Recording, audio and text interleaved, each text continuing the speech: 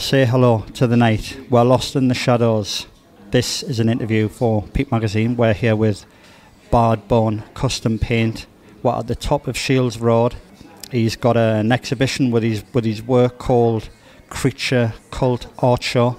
We're here with him now, we're sitting with him. What I failed to mention is Bardbone Custom Paint is a professional airbrush artist and custom painter from Newcastle. We're going to take the time, we're going to have a look through all this work, and yeah man, so Bardbone Custom Paint. No problem, nice to meet you. Brilliant. We've been aware of some very suspicious vampire activity in the area. Do you know anything about this? Right, you get a few types in South Shields, maybe, so you can call vampires, like, I suppose, yeah. Have you met any vampires yourself? A few in Whitby and that, yeah.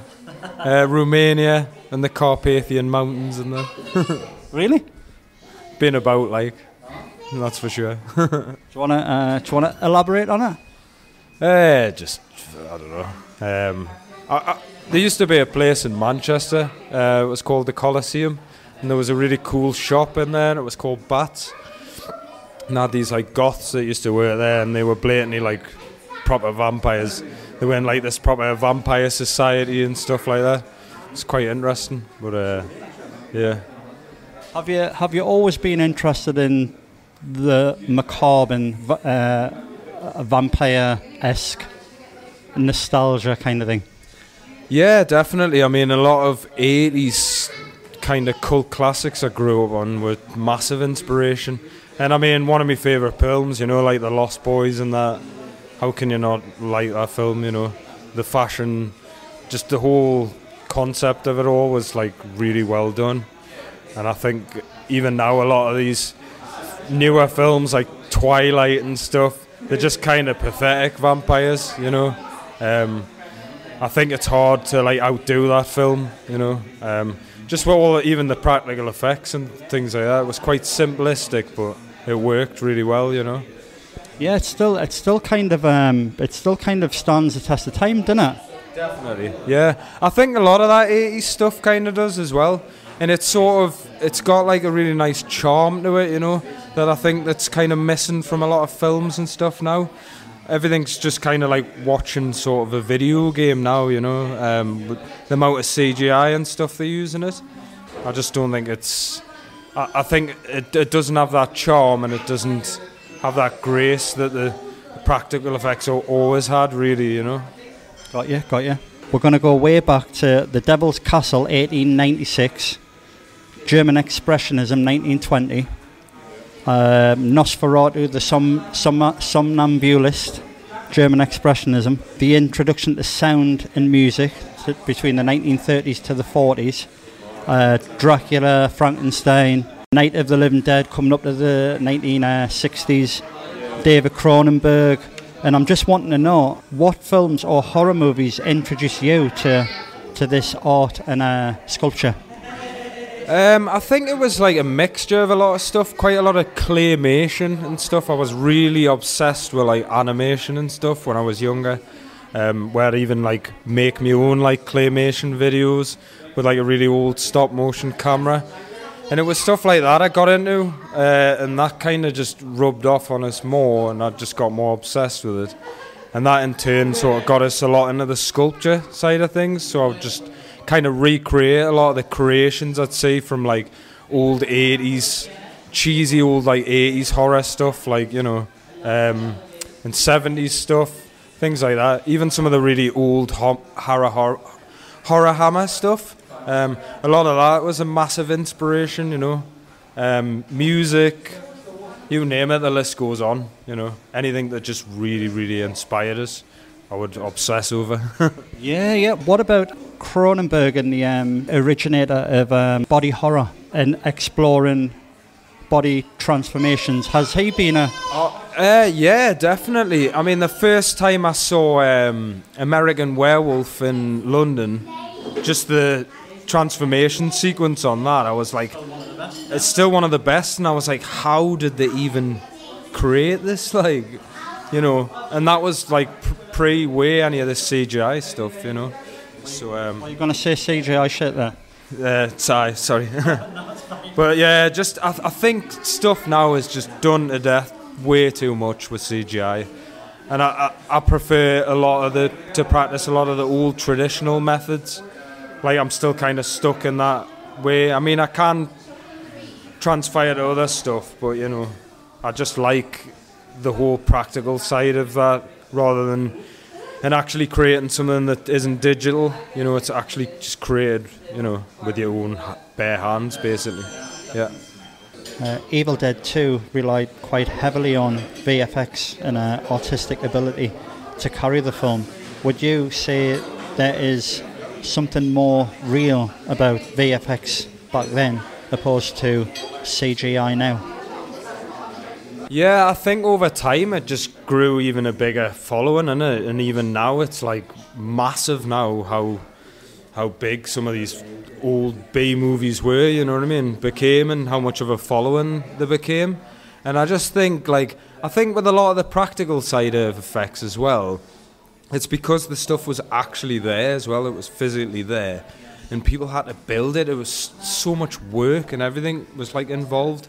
And that just always fascinated us. I was like, I want to be like these guys. Like, how do these guys make this stuff, you know? Yeah.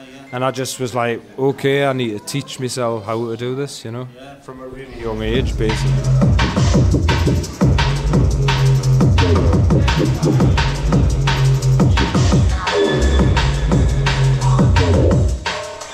Yeah, of course. And I think there's a lot to be said as well about... say, for instance, you've heard of a film, The Illustrated Man, the original. Oh, have you not heard of that? It's basically, the actor is Rob Steiger, and he plays like a bit of a whore, but I mean, it was maybe done in like the 50s, I think. Right, yeah. And it's basically called, it's been adapted from a book, and it's called The Illustrated Man, and it's basically, the guy has tattoos all over his body, and he bumps into someone in the outback, and the guy says, "Don't look at me tattoos because they'll start telling you your future." And every time he talks about them, the guy, it's a fascinating film. Every time he talks about these tattoos, it goes back into a short film about the future, the present, the past. But my point is, I like a lot of that stuff, like a lot of sci-fi and things to do with time travel, and that's really interesting. And even like fantasy stuff, like films like Legend, the Ridley Scott film with Tim Curry played like the Lord of Darkness, and that was like such a huge inspiration to a lot of my artwork at the time. Just the prosthetics on the devil thing were unbelievable, like. Just like I was saying, I think there's a lot to be said about when they were doing, because do you know when you get the director's cut, and then the director kind of starts chatting about how we made it. Well, I think there's a massive difference between a team of people working on something opposed to one guy in front of a computer on CGI doing this and that. And then the Illustrated Man, there was a whole team, and they were physically drawing the tattoos on the guy. Do you know what I mean? You wouldn't say that now. They would just probably pop that on. Yeah, it was would have been like months and months of work and stuff. And I think that's what, like, in this city as well is important, that people should work together more, you know, as like a team, and put like their egos aside, and you know, because you can create something a lot more powerful if everyone like joins together and, you know, creates something unreal, you know, like a big movement, basically. Yeah.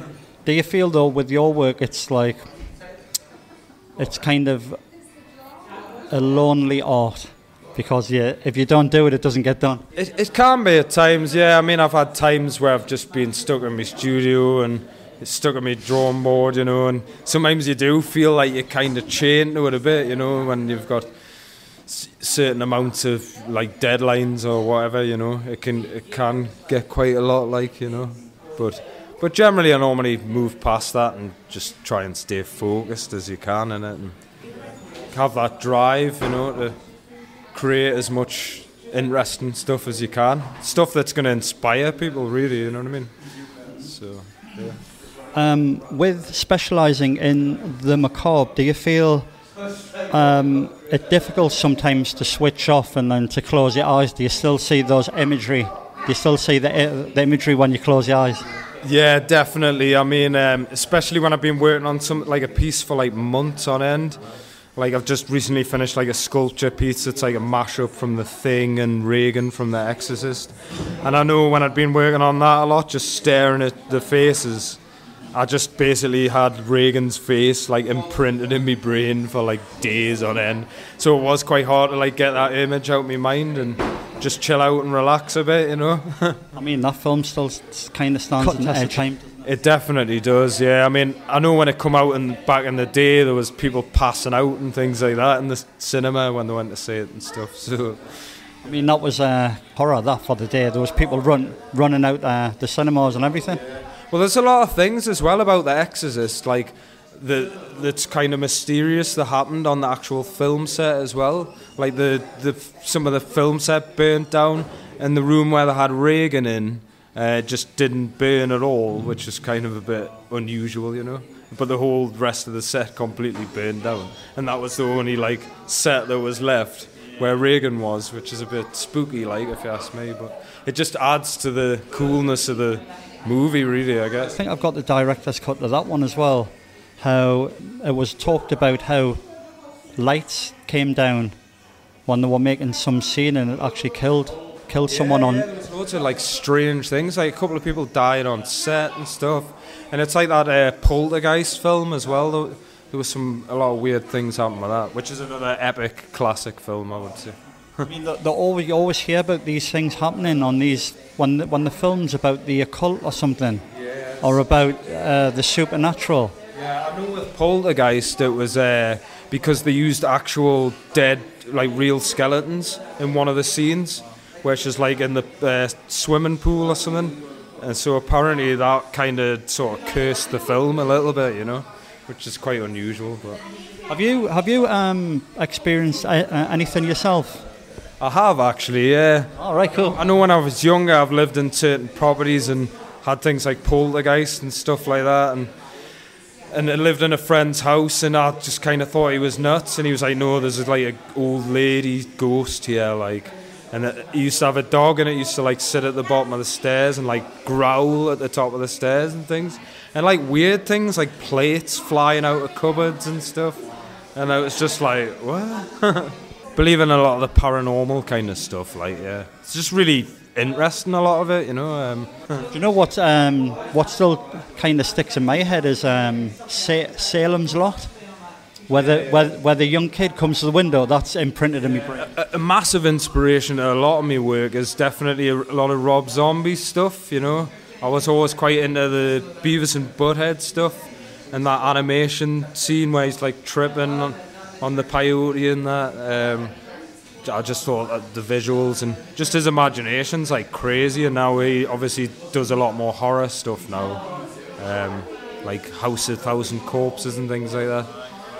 I definitely like all the effects he creates, you know, because he still uses a lot of the old classic practical techniques and that, which I think's really cool. Oh, right, brilliant, mate. It's actually great to see someone actually using an airbrush. You know, opposed to people just sitting in front of a computer doing CGI stuff or Photoshop stuff. And how did you get into using the airbrush? As something that you've always wanted to use? Well, that's a really good point, what you're saying about like the airbrushing. A lot of people tend to use a lot of digital stuff now, you know, it's really massively digital paintings and stuff. So like airbrushing kind of now is a bit of a dying art form, you know. But as for like getting into it, I've just always drawn since I was like a little kid, since I could basically hold a pencil, really. And then I would always like just paint stuff normal with like brushes. And then I got like some cheapy kind of Chinese copy sort of airbrushes and just messed around with that, like doing backgrounds and stuff. And then just practiced from that, really, and just never stopped doing it. I kind of just really liked how it felt, you know what I mean? It just felt really right, like when I was creating with it. Yeah, brilliant. Because do you use ink? Because I actually used to use one years ago, and I couldn't afford the ink because it was quite. I'm talking expensive. Yeah, I mean I use a variation, a lot of Cratex paint, different ones, Vallejo, but I do use inks for like certain transparencies and stuff. If I want to create things like that, like then I'll use inks or just semi-opaque kind of or semi-transparent different stuff like that. I mean, there's different ones you can get as well. A lot of ones for like horror effects. Like Createx do a really good Bloodline series, and I use mainly a lot of Iwata airbrushes, which are basically pretty much the best on the market. I would say from all the airbrushes I've tried over the years, I would say definitely Iwata's the ones to use. Like cool, because I mean, back in the day I used to have a Badger. I still, that's how I started when I started building up my equipment and decided to, right, I'll splash out, get a bit of a better airbrush. I got a couple of badges and stuff like that because I knew they did quite good detail. So I'm a major detail freak. So you know, I mean, I'm on the page where you're there, like, because I used to have one for years myself, and but like I say, I couldn't use the ink; it's too expensive. And then I started to use gouache paint, and then I was mixing the gouache down. But then in turn the needle would get blocked a lot. You had to clean the needle, pull the needle out, all the rest of it, you know. What are your go-to tools? Mainly a lot of my airbrushing. I do a lot of pigment liner illustration pieces, like kind of dot worky. Sculpting, obviously my sculpting materials, so my hands and various sculpting tools I use. I'd have to like show you really. There's thousands of different types. But yeah, predominantly, I mean, I like to mix it up with some pieces. It just depends how I feel or what kind of vibes I'm getting off the piece I'm creating at the time, you know what I mean? So how do you decide on a piece? When you think about it, you formulate it in your brain. Do you watch a couple of films and think, I'm going to do that? Possibly, yeah. Sometimes it can be a film, or I'll see a piece of artwork and then I'm just like, oh, right, I'm inspired. And then that just gives me a nice idea. Or I can just be sitting, just lying about on my bed, and ideas generally just pop into my head, you know. I try and outdo myself with like every piece I do. I try and top it if I can, you know, or try and create a masterpiece if I can, you know. And I think what we haven't touched on as well is your kind of drawing skill, your skills in pointillism and illustration and stuff. I've seen one that caught my eye. I think, could it be from The Running Man when his head splits? Total Recall, mate. 2 weeks, you know, when he's wearing that woman's head comes apart and stuff. Classic.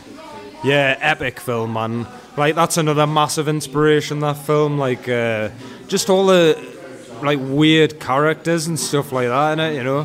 Things like that, like, really inspire us, you know. Just like new and sort of fresh ideas. I mean, I know that's an old film now, but the ideas at the time were just like way out there kind of shit, you know what I mean?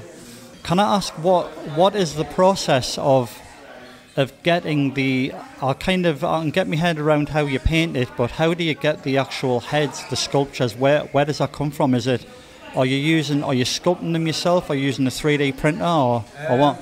Sometimes I will sculpt them myself, and sometimes I'll just buy a blank, basically. It just depends how I feel or how much time I've got and things like that. But I find I'll generally like sculpt a lot with it's like a monster clay. It's like an oil-based sort of clay that never kind of cures, you know. So I'll make like a mother sculpt of that, and then basically coat it in silicone, and then make a cast out of resin from that. But I am a good question about the 3D printing. I'm going to start moving more into that sector as well.